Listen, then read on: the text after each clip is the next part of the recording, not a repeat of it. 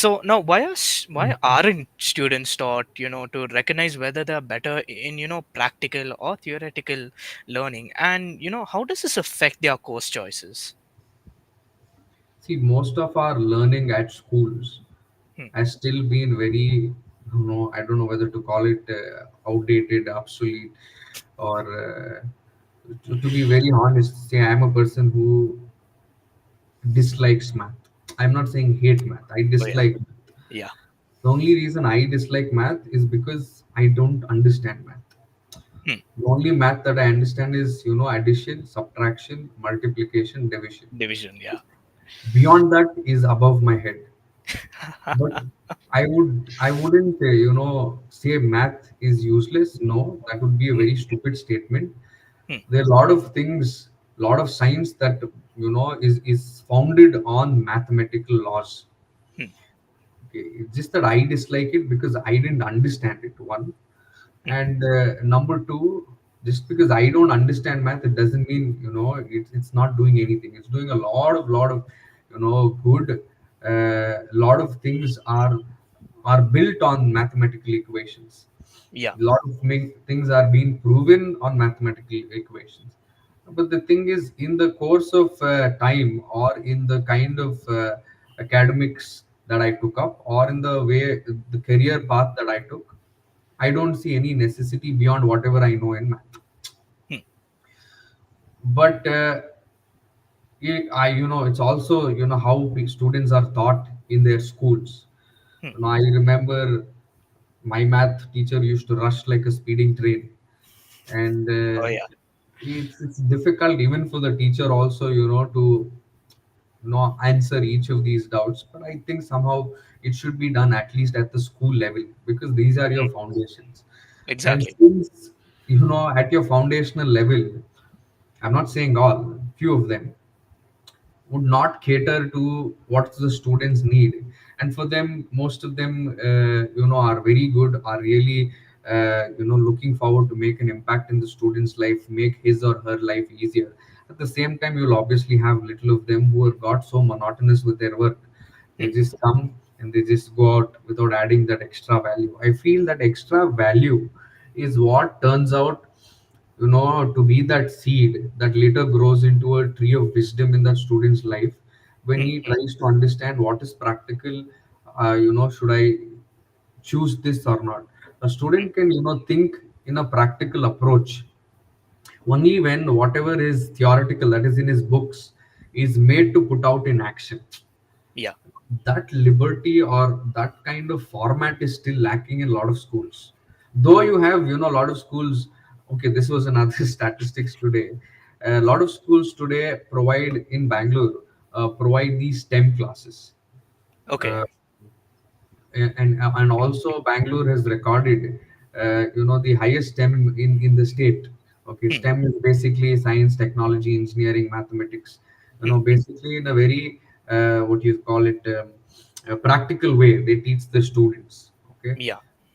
though Bangalore has the highest number of institutions which provide all these things today, that is 2025 UC results, there is Hmm. not one student out of top 10 who's from Bangalore. Oh. Okay. Okay. The mm, conclusion where you're provided the best and everything, you will be the best, will not always hold good. Exactly.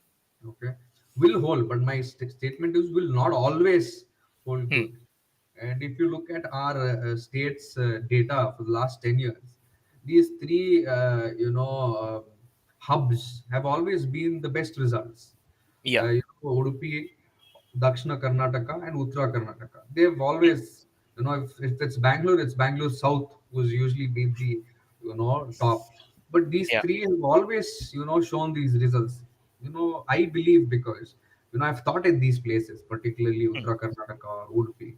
And I would always love to visit these places because of the sheer dedication and commitments in the students. Hmm. You can't compare it to a metropolitan city student ka dedication. Here, you mean you're so distracted, you've given up in life already.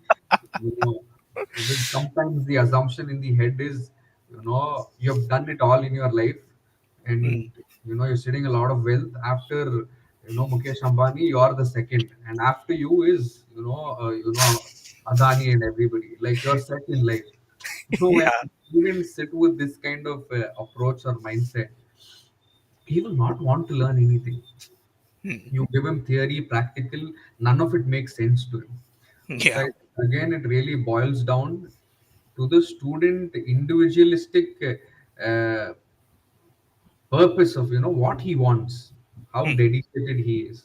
Yeah. And also, it's equally right to also blame few infrastructure in these institutions which Hmm. do not give a practical prospect Hmm. to a student to recognize what is better or not. So therefore I believe it's very important for the student itself, maybe after 12th, to venture out Yeah. and try to read more, to talk to people more. Again, these kind of seminars that I told you, Hmm. to start doing all those stuff. Though a lot of engineering, commerce, irrespective of the degree, the university and the UGC kind of makes it mandatory to do these internships. Oh yeah. Internships are a great way to understand where you suit yourself. Hmm. What more practical can you expect, than getting that exposure in that particular field that you actually wanted to work. So I really Yeah. feel internships is a wonderful platform to absorb a lot of things. But again, you have some students who are very light on this also. They get dummy internships. Some circular sign gets signed. Hmm. Again, that is, rather than working somewhere, getting exposure, they are more comfortable, just chilling at home, scrolling on reels. So there is practical exposure. The schools have failed it. Hmm. Not all of them. Some of them have benefited the students, institutions. Some Yeah. of them have not. But I feel it's ultimately the student who has to go, look into more of these aspects Yeah. and then decide. Yeah. Now, since your specialty is mainly in finance and in law, now what are the options available in commerce and law, other than the fields of BCom or BBA? See, frankly speaking, BCom, I keep telling students in BCom, uh, you know, when students pick up professional courses in commerce, you have a long list of them. For Yeah. example, if you're talking about Indian professional courses, is the most sought out and one of the most difficult exam in India is your CA. Hmm. Okay, chartered accountancy. Apart from that, you have CMA, management accounting, and then you have CMA India, you have CMA US, you have SEMA UK, Hmm. uh, and you have ACCA, which is Association of Certified Chartered Accountants. You have CPA, Certified Public Accountant, US, Ireland, Singapore, Australia. You can sit here and achieve all these exams. Yeah. ACCA also, 5 years back, if I had to write an ACCA exam, the closest center was Dubai. Hmm. Today you can write it in your own city. You can do this in Bangalore. It's brought Yeah. here. So these are all professional courses. When you finish this, you're not finishing a degree, you're finishing a profession. Like, like an advocate, like a doctor. This is a profession, Yeah. like chartered accountant. So these Hmm. are all professional courses. CA particularly, I feel, if you're really committed, Hmm. you study on your own. The amount that you would shell out would be, only the registration charges that you pay to the institute, the Hmm. ICAI, which will roughly finish in 10, 18, and 20, almost 60,000, 75,000, inclusive your examination fees. You're done with the course. Hmm. You pay out more only when you want some coaching help and you Yeah. join a coaching center, but even that should be done somewhere between 1.5 lakhs to 2 lakhs, to maybe at the max 2.5 lakhs. But that's also on the higher hand. You finish Hmm. this course in 1.5 lakh with you know good reasonable amount of coaching also. Hmm. And Hmm. once you're finished, and also the ICI provides you scholarships also. Yeah. So and we do something called as training right after the second Hmm. level of CA. And if you're getting into a good place, like let's say the big fours, Hmm. EY, PwC, Deloitte, and KPMG, they fund you for your not the entire amount. They fund you, a pretty good sum of money for your finals. Your Hmm. tuition fees. They pay it, and you're earning.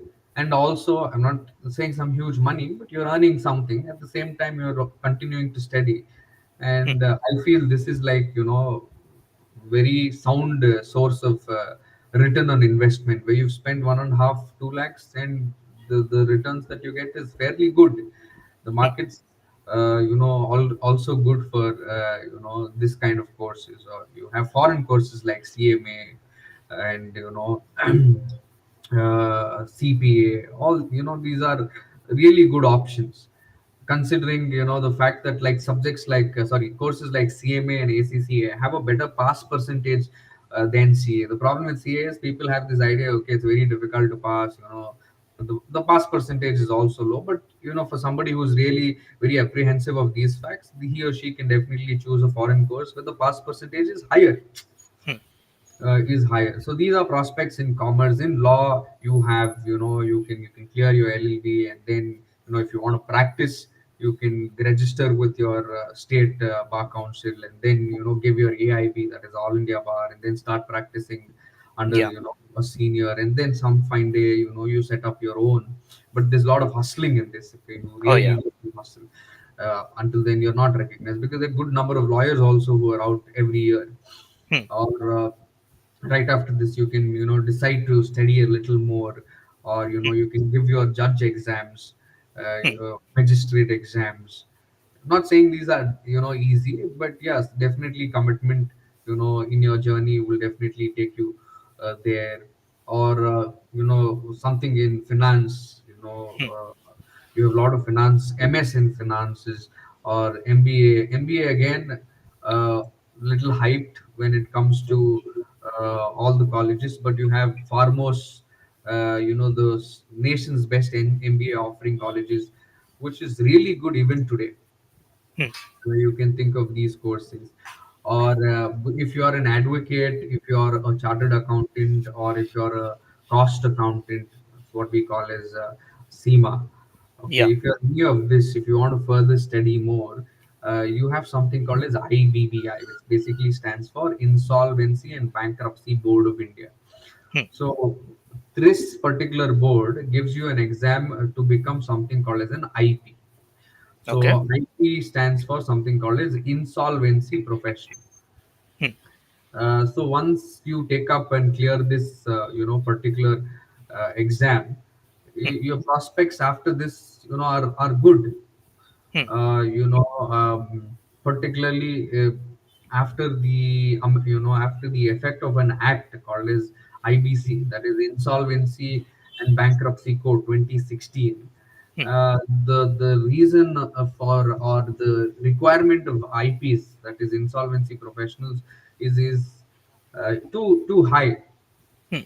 Okay, basically they monitor the financial prospects, the financial stability of a company, and it's a good qualification and additional qualification to have. But to have this, as I told you, is either an advocate, chartered accountant, company secretary, or a cost accountant. You clear this exam, then you basically can become an insolvency professional. So basically, you can think of it like like a business doctor. Let's say a patient is dying, the doctor tries to revive the patient. Hmm. IP tries to revive the company. you know Okay.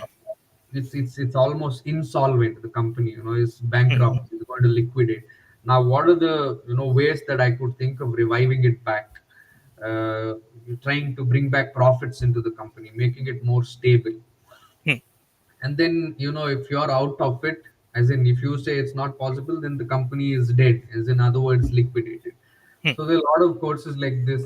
Or today, since there are a lot of startups that is in India, and also if you look at the statement that was made by Sri Piyush Goyal in the startup Mahakumbh, he said, stop focusing more on these delivery startups, food gluten-free startups, and try to do something in AI, or Hmm. something in science and technology.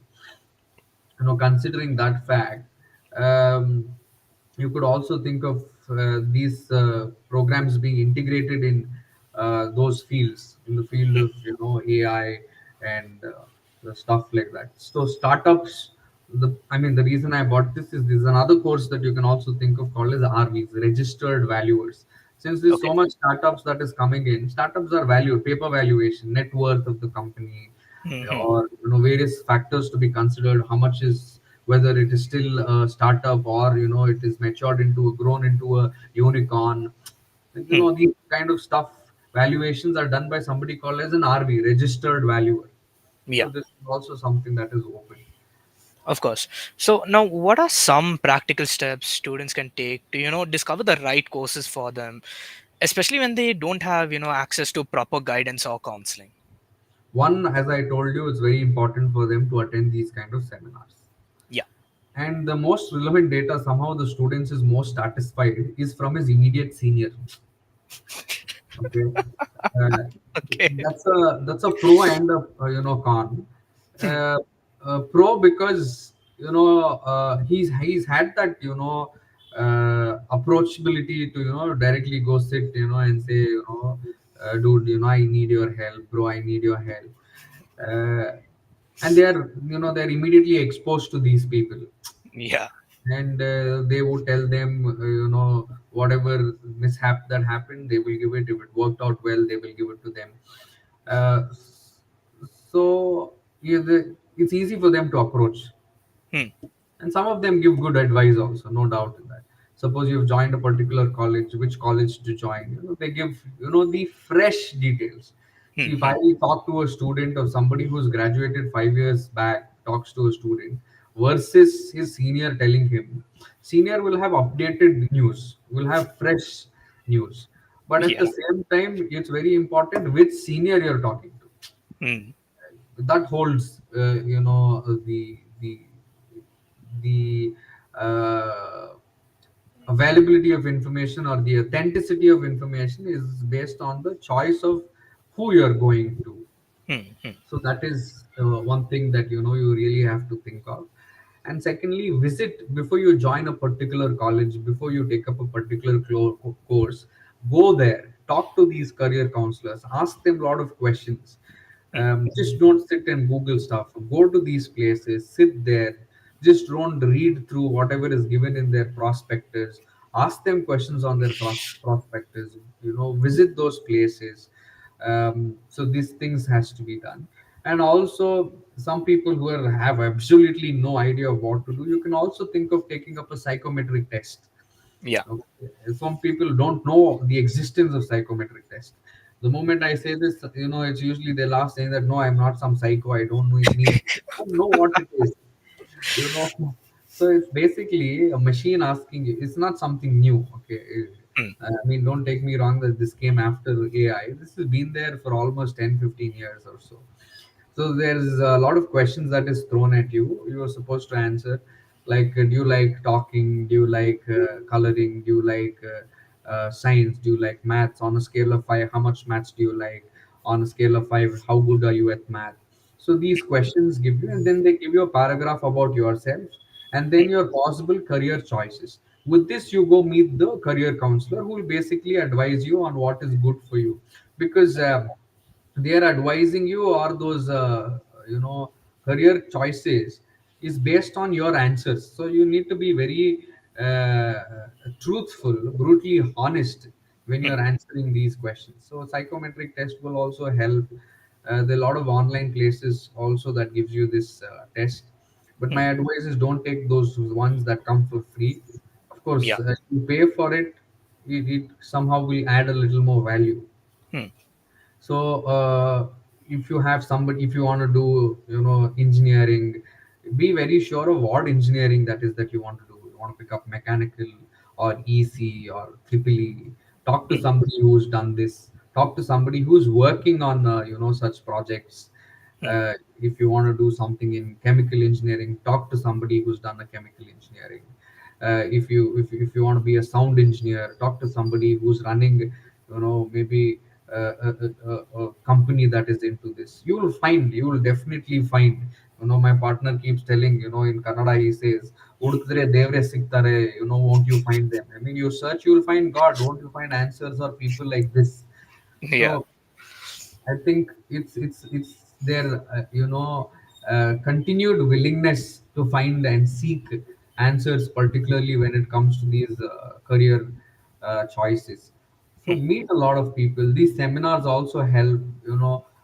When I've given talks on these seminars organized by various media houses, or I've just been a part of it as an organizer, or as a visitor also.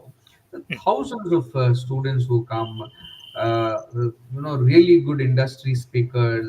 So it's a mix of industry and educators who come talk. Questions from the students. Students come with their parents, sit there, understand things. Hmm. So it's a combination of all of these things that the students should do. Yeah. Just decide on whatever was told or said, in light of one single experience. Hmm. Hmm. Talk to more people, see more things, and then take an informed decision. Of course. And finally, we have a bonus question from one of our young viewers by the name of Alan. Now, he wanted to know if there's any job opportunities in, science or economic streams, which he can keep connected to the sports world. Of course, he'll be doing his 10th this year. So, all the best for you, Science young or, Alan. Yeah. okay, can you repeat the question? Science or economics, you said. Science or economic. Yeah. And he Okay, wants to one. stay connected to the sports world. Okay. Alan, so this is to you, but also all the best. A very interesting career prospects. I'll just split this question into two. Science and technology relevance to the sports world, economics relevance to the sports world. So let's do science and technology first. A friend of mine, who I met in Andhra, okay, so he was working for the IPL for the RCB team, okay, Hmm. and he's an engineer. So my first question to Oh. him was, "What is an engineer doing here?" And then he explained what is his work. Hmm. So he's an engineer who went on to do masters in data science. Okay. So what they do is they analyze a lot of data, Hmm. okay, and they give this data to the head coach, Hmm. and the head coach gives it to the bowler player. These are stats, Hmm. lots of data, not just data which is segregated Hmm. and made very clear. These are statistics, graphs. So basically, let's say, a particular batsman is facing a particular bowler in the upcoming Hmm. match, and this stats gives you how good the bowler was in the last 10 matches. Hmm.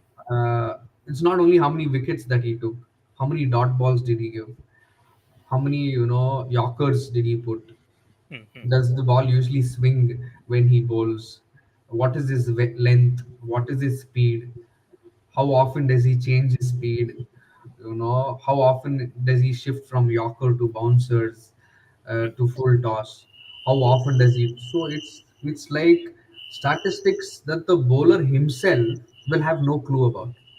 Hmm. The bowler will be surprised if he looks at that chart, like, "Oh my God, is this what I do?" At the same time, for the bowler, it is statistics on the batsman. For Yeah. example, if it's on Virat, how many dot balls did he do? Did he play, through the, leg or offside more? Hmm. Okay, and was he very defensive or aggressive? Which over he broke his. So this is like key inside lights that Yeah. is drawn, and these are done by engineers. Okay, they use, again, like, I have to bring in AI. How a particular system can generate so much of data and give you what you need in a in a snap of fingers. Hmm. And also there is an article that was done by somebody called, sorry, an organization called is CSIRO. It's basically an Australian National Science Agency, where the report is how science is changing the game in sports. I was very intrigued with this article.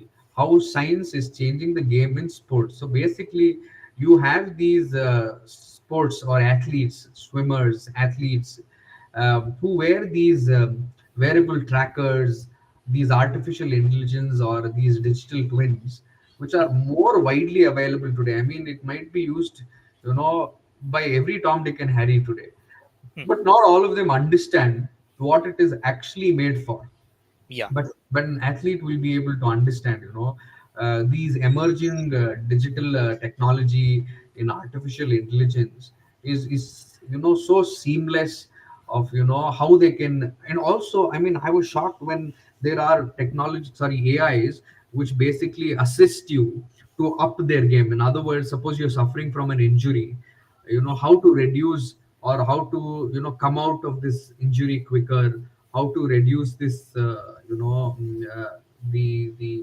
um, you know how to first of all not be falling for such injuries, Hmm. how athletes stay healthy and recover faster. This is all done by AI.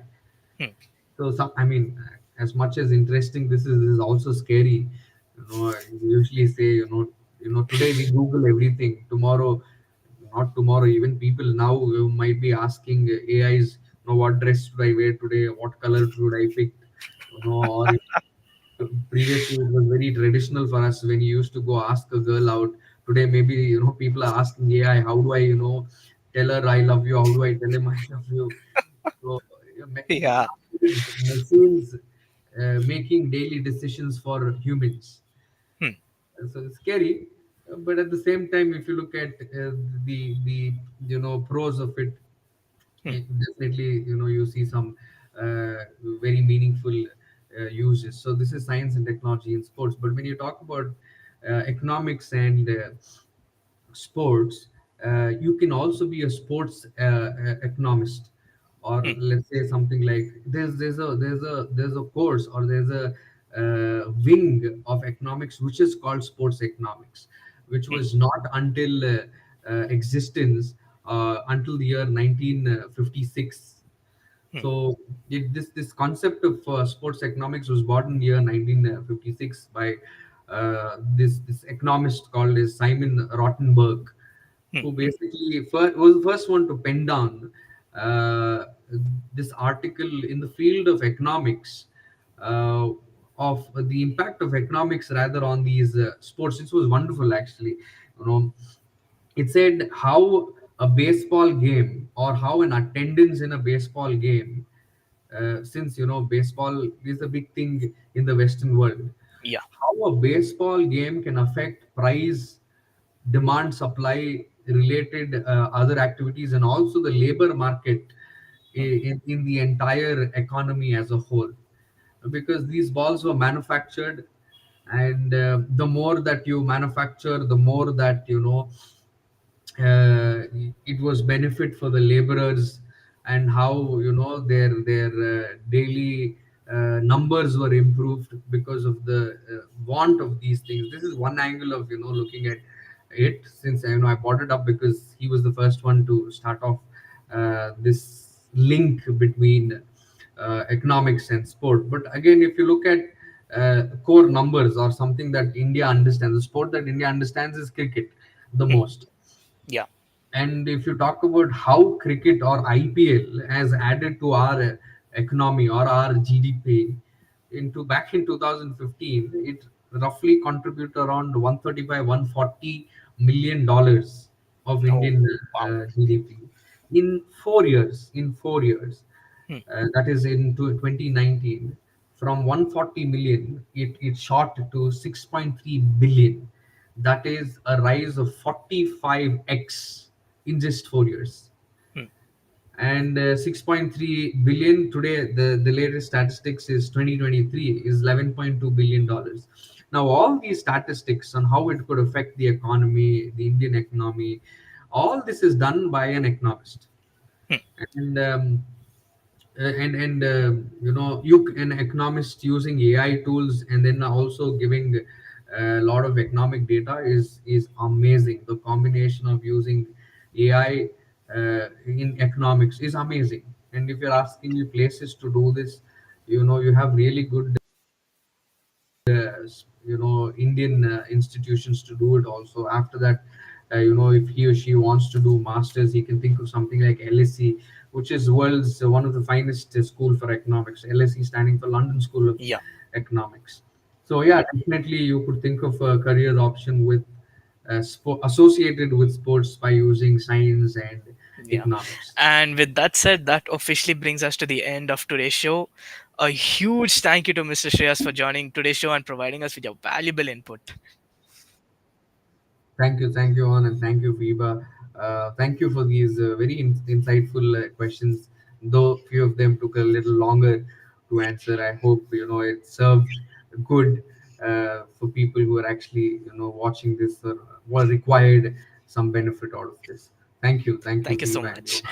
Now, remember, guys, we air on Mondays at 4:30 p.m. That's it. If you guys want to contribute to our questions, any other questions you would like to share, and tell us what an amazing job we're doing, you can reach out to us at 6364252164. And a huge thank you to our listeners for tuning in to this edition of the Reality Bank, your weekly dose of youth power, brought to you by FEBA Online. This is RJ Yohann. Hope you have an amazing week.